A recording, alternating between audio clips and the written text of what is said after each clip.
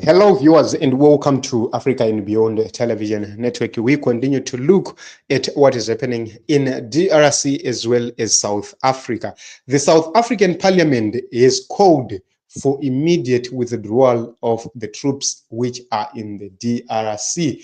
And this is something which is very, very important. Let us take a look on what Honorable Hon Maimane said. Honorable Deputy Speaker, members of this House, to the leadership of the Defence Force that is here, let me begin by asking the fundamental question in saying, Gore, Khaneile bana ba rona a ne re ka khona go nna bo botlhe mo ntlunye re ba re a ba ye ko ntweng ko DRC ba sena ditlhobolo ba sena thuso ba ile go swela fale. Honorable members, I want to send my deep condolences to the families who have lost their loved ones. It is often said that soldiers die in fields they have not chosen. The leadership of this House chose that field to be the Eastern DRC. And ultimately, the question will continue to haunt us. If these were our children, would we send them? I want to highlight a few things. The distortion of facts is simply this, that we are going on a peacekeeping mission.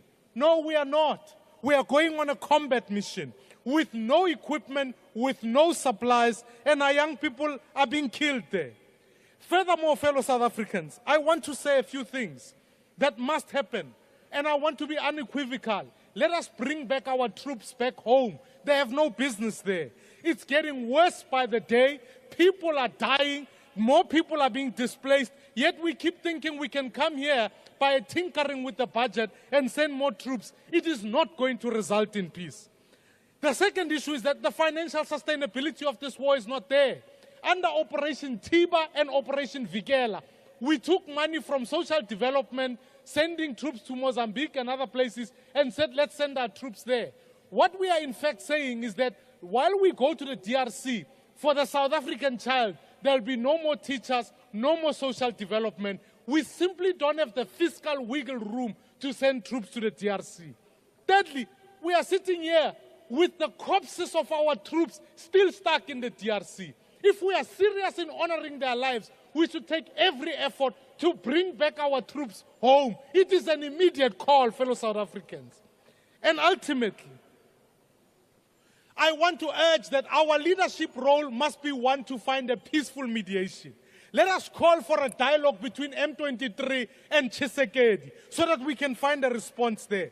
Let's ensure that Rwanda withdraws its troops from DRC, and let's compel Rwanda's government to dismantle the FDLR. It's the only way we are going to find. Lastly, this parliament must commission inquiry to ensure that we find out how many have died, what the financial implications are, and how quickly do we end this circus that is taking place. We are not silencing the guns, we are increasing violence. And therefore, honorable members, I leave you with this question. If these were your children, will you send them to DRC? Thank you. So these are very, very important questions asked by Honorable Hon Maimane. And if you look at it on the financially, they are straining South Africa unreasonably in terms of budget. Then if you look at it, what is South Africa doing there? They are not keeping any peace. They are not protecting any civilians. They are actually clashing with the M23. Who is M23? M23 is not a rebel group. These are fighters who are fighting for their own freedom. These are Congolese people. If they were foreigners, we could have said that it's justified for South Africa to be there. But because it's not it's a civil war, the issue is different.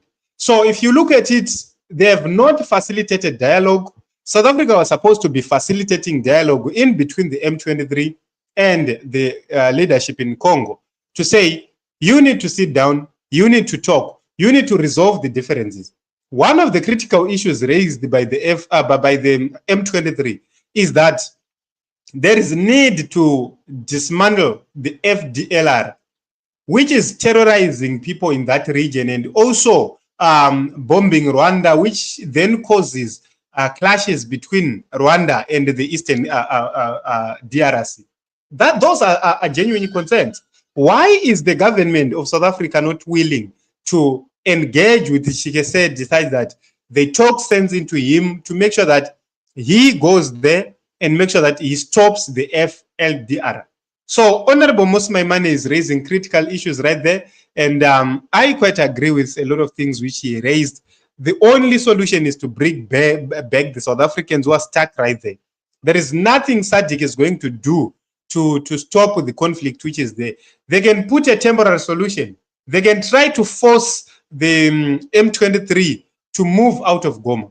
They may force them out of Goma, but they will still come back later. You will see the same summits, the same meetings happening in the future, up until you go and cure the cause. Then you continue to have problems. So they are blaming Rwanda instead of blaming the DRC, which is allowing foreign terrorists to operate from its land. For example, if we were going to have some people from Zimbabwe operating in South Africa, does the South African government allow that to happen? To have people who will be calling themselves militias operating in South Africa, coming to Zimbabwe, bomb, and then run back to South Africa. Will South Africa accept that? No, it won't. They will definitely deploy their troops to deal with that. That is the same situation right there. So the DRC is the one which, with its territory occupied by foreign forces, the FLDR, why can't they deal with those forces right there and make sure that they stop them? Those are the very, very important issues which have been raised by the M23. So it's very, very interesting, and this is a good call.